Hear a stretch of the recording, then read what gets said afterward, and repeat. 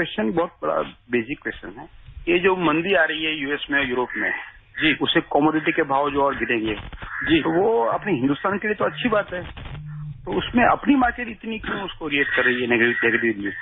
Thank you. देखिए क्या होता है कि पहली बात तो जहां तक मार्केट की बात है, दुनिया भर की मार्केट अमेरिका से क्यूज लेती हैं। आपने देखा होगा सुबह हमारी मार्केट जब शुरू होती है तो वो अमेरिका से क्यूज लेती हैं। और आज की जो दुनिया है वो एक ग्लोबल विलेज है, एक देश दूसरे देश पर निर्भर है, पूरी तरह से गुथा हुआ जैसे विश्व होता है ऐसा है। तो ऐसा तो हम नहीं कह सकते कि अमेरिका और यूरोप में अगर मंदी आती है, अगर मैं इन्वर्टेड कॉमर्स में कहूंगा क्योंकि अभी आई नहीं है, अगर आती है तो ऐसे में भारत पर ये जरूर है कि क्रूड ऑयल सस्ता हो जाएगा, कमोडिटी सस्ती हो जाएंगी, जिससे भारतीय इंपोर्ट बिल कम होगा, भारत में सामान में कुछ फर्क पड़ेगा। पर मंदी विश्व के लिए बहुत अच्छी नहीं है और अगर ये अमेरिका यूरोप में आती है तो इस पर भारत का एक प्रतिकूल असर भी पड़ेगा। जहां अनुकूल असर पड़ेगा, प्रतिकूल असर भी पड़ेगा। और मुझे लगता है कि देखिए, सामान का बहुत ज्यादा सस्ता हो जाना भी हंसमुख जी किसी भी अर्थव्यवस्था के लिए बहुत अच्छा नहीं है। एक टर्म होता है इकोनॉमिक्स में, हम बोलते हैं डिफ्लेशन।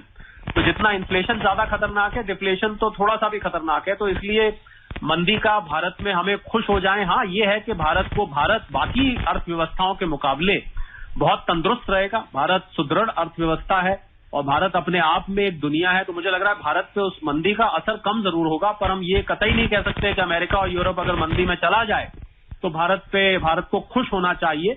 कुछ लिहाज से ठीक रहेगा, पर ज्यादातर कुल मिला के अगर आप ओवरऑल देखेंगे तो भारत को भी इसका असर, इसका खामियाजा झेलना पड़ेगा, क्योंकि जो हम निर्यात करते हैं, जितनी भी हमारी डीलिंग्स है अमेरिका यूरोप से, वो सब प्रभावित होंगी।